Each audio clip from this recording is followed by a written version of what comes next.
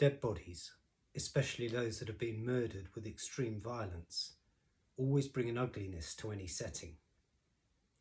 The location of New York's latest victim could hardly have been more depressing.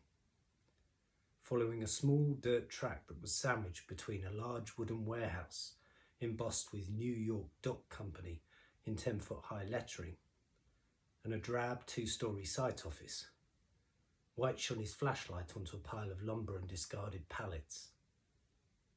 There, dumped amongst the dockyard's detritus, was a badly beaten corpse. The face had been bludgeoned with a blunt instrument, and there were footprints visible on the clothes where the torso had been stamped upon.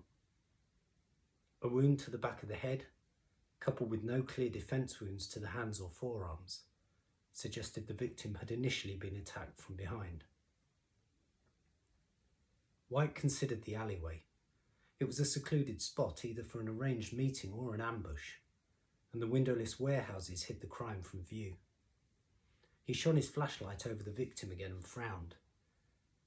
"Hello, what do we have here?" he said quietly. Interestingly, there was an accumulation of earth around the heels of the dead man's shoes. Moving the beam of his flashlight along the ground, White was able to follow 2 grooves to a place where a porter's trolley stood against the warehouse side. There was fresh blood staining the wooden boards of the trolley. This was where the body had been dragged from. The detective continued to follow the tracks made by the iron wheels of the trolley around the back of the warehouse to where 2 planks had been removed from the perimeter fence of the dockyard. Beyond was a quiet back street surrounded by factories. So, the body was brought here after the murder took place elsewhere, White thought. After the factories and docks had closed for the night, it would be an easy place to dispose of a body without being seen. But then why leave it where a night watchman was sure to discover it? The lack of deep colour to the bruising on the victim's skin, coupled with no onset of rigor mortis, testified the victim had not been dead for more than a few hours, meaning the murder had most likely happened under the cover of darkness. They were not too far from open water where a weighed-down corpse could be sunk. Even if it were to ever resurface again, the ravages of the sea would have made it unidentifiable.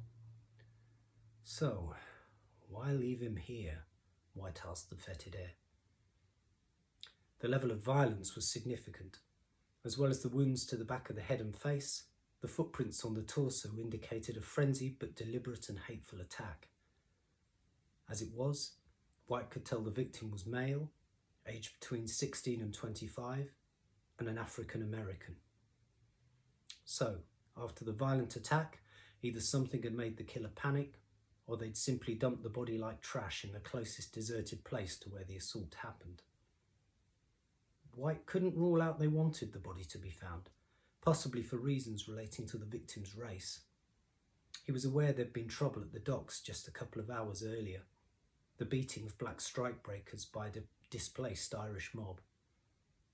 Looking at the victim's smooth hands, though, White concluded he was no longshoreman. So why had he ended up here? Whatever the reason, someone had hated him enough to bludgeon the life out of him.